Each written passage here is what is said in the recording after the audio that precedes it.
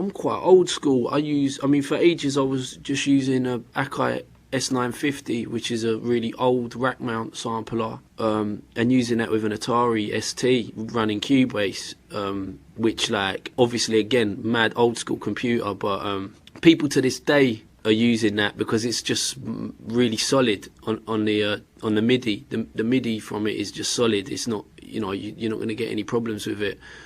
So yeah, I mean, I know people to this day who are using the ST.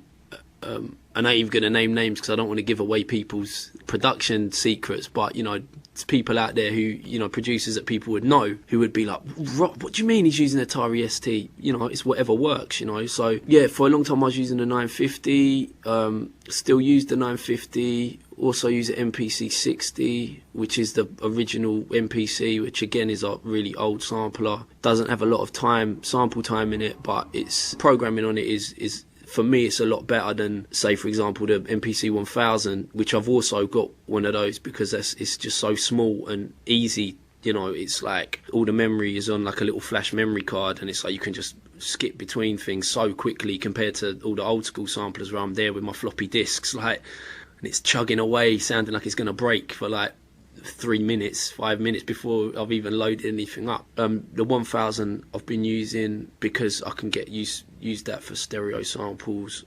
It is just quicker for chopping, but it's not as good for programming from my point of view. It's harder to get detail, like if I want to move every snare slightly forward or every kick slightly back, or there's less room for that because it doesn't have a shift amount function in it.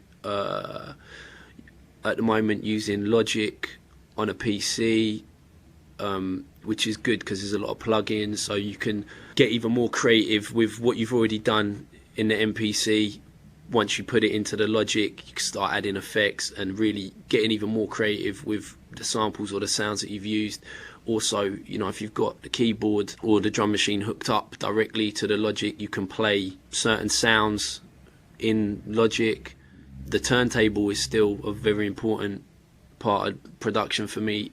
I always like to have, cuts, scratching on tracks. Not all the time, but it's still something that, I think is an important element of hip hop. So I like to make sure there's definitely some kind of DJ element there, some kind of turntablism in there. So I might get LG to do some cuts, or I might get Mr. Thing or Harry Love, or, because I'm lucky to be able to ring up some of the best and say, yo, come and help me out, I need some cuts on this track.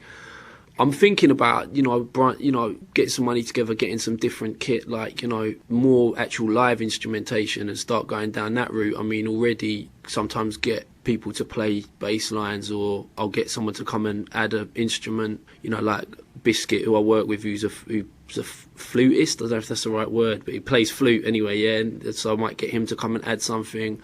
Might get LG to play a bass line. I might, even bringing singers in. I treat vocals like part of the instrumentation as well, and I think that's something that a lot of people don't realise when they're rapping, that like you can't just write and then spit it out and expect it to sound good. You've got to treat it like, your tone of voice, your flow, your delivery is, you've got to use your voice the way a singer does. It's not quite the same, but you have to bear that in mind because that's part of the rhythm of the track or the melody of the track. So yeah, I'm pretty raw, really. I'll like mic myself up. I'll sample myself. I might hum something or sample up a hand clap or whatever. I'm always trying to just expand on what I'm using and trying to learn more kit, because like I say, I started off as a rapper, so production was more something that I started doing to give me a platform to rap on, rather than to kind of break existing traditions or really get avant-garde with it. Now I'm a little bit more, I want to go in different directions. I want to do things that wouldn't necessarily just fit into the hip-hop category, different kind of time signatures that maybe I couldn't rap on, but I could use for something else. Maybe start doing production outside of hip-hop. So just whatever works. But I think that's what people should remember, is that like whatever equipment they're using, it really doesn't matter what equipment you're using, it's what you get out of it. Say there's a producer called Ninth Wonder who people have kind of been talking about a lot, had a lot of hype from a group called Little Brother. He had a beat on the Jay-Z album, and he uses a program called Fruity Loops, which a lot of people kind of dismiss as like a toy program on the computer, but it's like, yo, it depends what you get out of it. And you know, he's made his career from chopping up stuff in Fruity Loops, so I just think it's what you do with it. At the same time, I know people who've got loads of equipment but they never do anything with it, so it's, you know, you could just beatbox, man, and make that work, you know, seriously.